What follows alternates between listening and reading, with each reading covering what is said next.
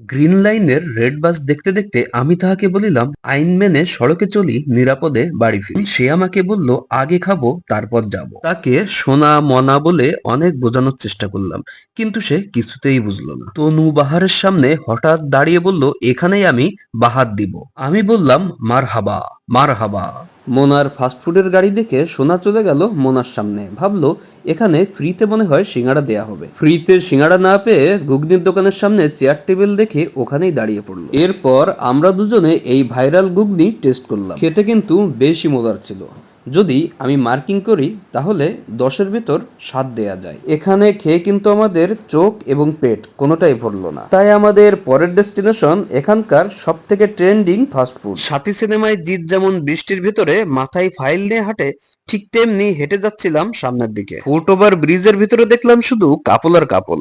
এই ব্রিজটা যেন পার্কের ব্যবসা একেবারে শেষ করে দিচ্ছে। বৃষ্টি হোক আর যাই হোক, আমাদের কিন্তু ট্রেন্ডিং ফাস্টফুড টেস্ট করতেই হবে, আর অবশ্যই রিভিউও দেয়া হবে। অবশেষে পৌঁছে গেলাম বিএল কলেজ গেটের সেই ঝালমুড়ির দোকানে। সেই আগে মেনু কার্ড এবং প্রাইস ট্যাগটা ভালো করে দেখে নিলাম।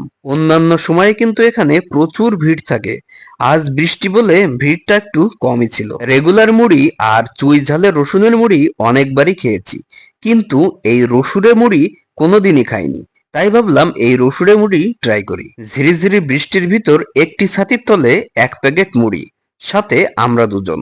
সবকিছু মিলিয়ে খুবই আনরোমান্টিক ছিল, কারণ এই প্যাচপ্যাচা বৃষ্টি আমার একটুও ভালো লাগে না। এখানে যদি আপনি আপনার প্রিয় মানুষের সাথে থাকতেন তাহলে অবশ্যই বৃষ্টির ভিতর সুন্দর একটি রিল হতো, আর পাশে ব্যাকগ্রাউন্ড মিউজিক হিসেবে সুন্দর রোমান্টিক গান বাজতো।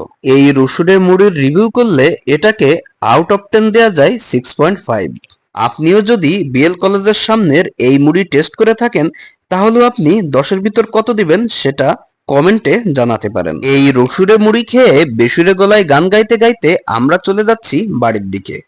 এতক্ষণ সময় নষ্ট করে ব্লগটি দেখার জন্য আপনাকে অসংখ্য ধন্যবাদ।